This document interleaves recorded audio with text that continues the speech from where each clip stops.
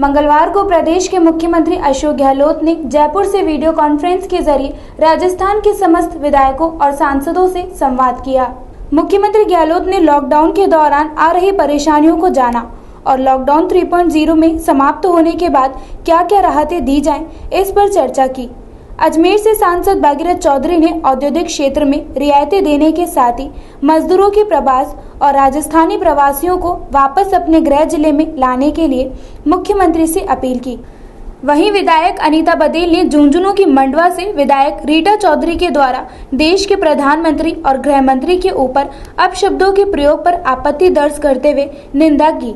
उनका कहना था कि मुख्यमंत्री ने एक बार फिर अफसोस दोपहर उन्हें टोका नहीं, जो कि निंदनीय है। वीसी के दौरान अजमेर से विधायक अनीता बदेल, वासुदेव देवनानी, किशनगढ़ से सुरेश टांग, पुष्कर से सुरेश रावत और मसूदा से राकेश पारिक मौजूद रहे। देखिए, चूँकि आज मुख्यमंत्री जी ने बहुत समय बाद में ये वीसी रखी। ये वीसी बहुत समय पहले हो जानी चाहिए थी, पर कोई बात नहीं, देर आए दुरुस्त आए। जब प्रशासनिक काल में द्वारा उनके निर्देशों की ठीक तरह से पालना नहीं हुई और शिकायतें आने लगी, तब उन्होंने मजबूरी में आकर के वीसी की है। सुबह 11 बजे से हम यहाँ अटल सेवा केंद्र में बैठे हैं और 5 बजे हमारा नंबर आया है। मैं सुबह 11 बजे से सभी विधायक गणों को सुन रही थी और मुझे बहुत अफसोस के साथ में ये कहना पड़ रहा है कि उनके कांग्रेस के झुंझुनू जिले से मंडावा की आने वाली जो विधायक है रीटा चौधरी जी, उन्होंने प्रधानमंत्री जी के लिए और गृह मंत्री जी के लिए बहुत ही अपशब्दों का इस्तेमाल किया और मुख्यमंत्री खुद सुन रहे थे, उन्होंने टोका नहीं। ये एक बहुत ही गलत परंपरा वो डाल रहे हैं और यदि वो ऐसी परंपरा डालते हैं तो ये आने वाले समय में भारतीय लोकतंत्र के लिए घातक साबित होगा। ये ठीक नहीं है। उनको टोकना चाहिए था और उनको बोलना चाहिए था कि वो गलत टिप्पणी ना करें, लेकिन ऐसा उन्होंने नहीं किया। दूसरी बात मैं कहना चाहूँगी कि मुख्यमंत्री जी को वीसी के माध्यम से मैंने बहुत सारे विषय, कई सारे पत्र भी उनको लिखे, ये भी मैंने उनको कहा, लेकिन उन पत्रों का कोई जवाब नहीं आया। साथ ही साथ मैंने इंडस्ट्रीज़ को चालू करने के लिए निवेदन किया। जो स्थायी शुल्क है उसको वेव ऑफ किया जाना चाहिए था और जो छोटे छोटे कलपुर्जे जो नहीं आ पा रहे हैं, जिससे फैक्ट्रीज नहीं चल पा रही हैं, इसके लिए ट्रांसपोर्टेशन शुरू होना चाहिए था।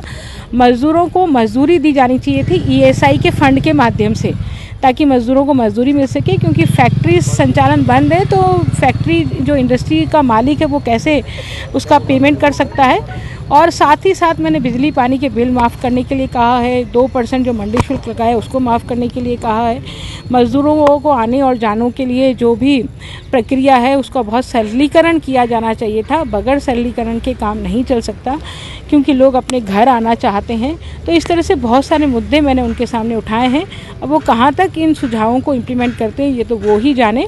राजस्थान सरकार को और मुख्यमंत्री जी को भी चाहिए कि वो राजस्थान के खजाने खोले इस कठिन परिस्थिति में जनता को राहत देने के लिए, लेकिन वो सारी चीज़ें केंद्र पर डालते हैं, अपनी बात को मानते नहीं है। इससे साफ नज़र आता है कि राज्य सरकार अपना खजाना प्रदेश की जनता के लिए नहीं खोलना चाहती। लॉकडाउन 17 मई को खोलने के क्या है?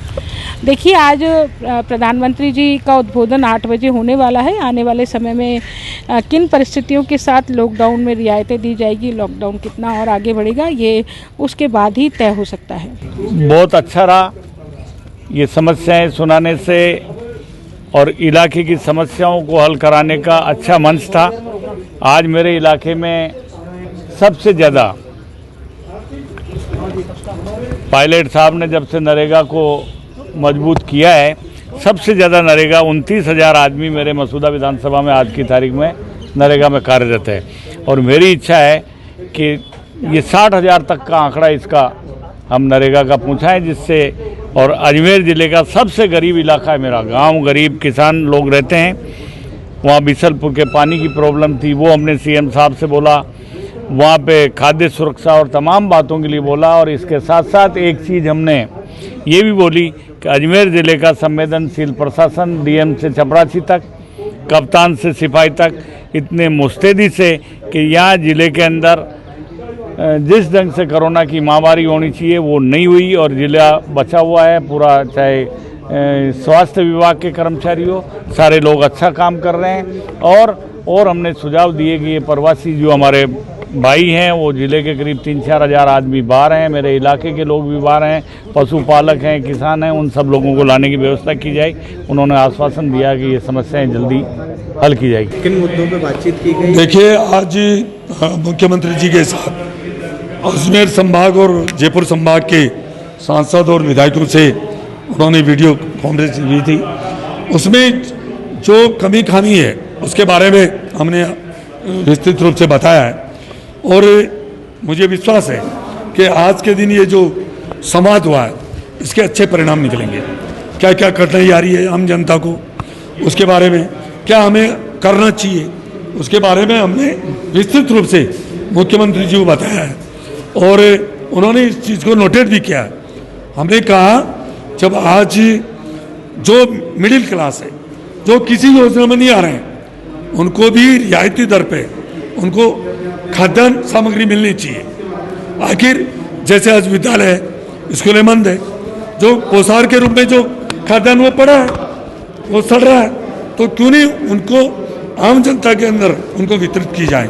जैसे पानी का मामला है, बिजली का मामला है, और भी कई जो समस्या थी, जैसे आज प्रवासी राजस्थानी हैं, उनको किस तरह से लाया जाए, कैसे क्वारंटाइन किया जाए उनको, और ये महामारी और नहीं बढ़े इसके लिए हमें और क्या उपाय किए जाए, उसके बारे में हमने राय दी है। और मुझे पूर्ण विश्वास है कि आज का ये जो संवाद है ये बहुत सार्थक निकलेगा।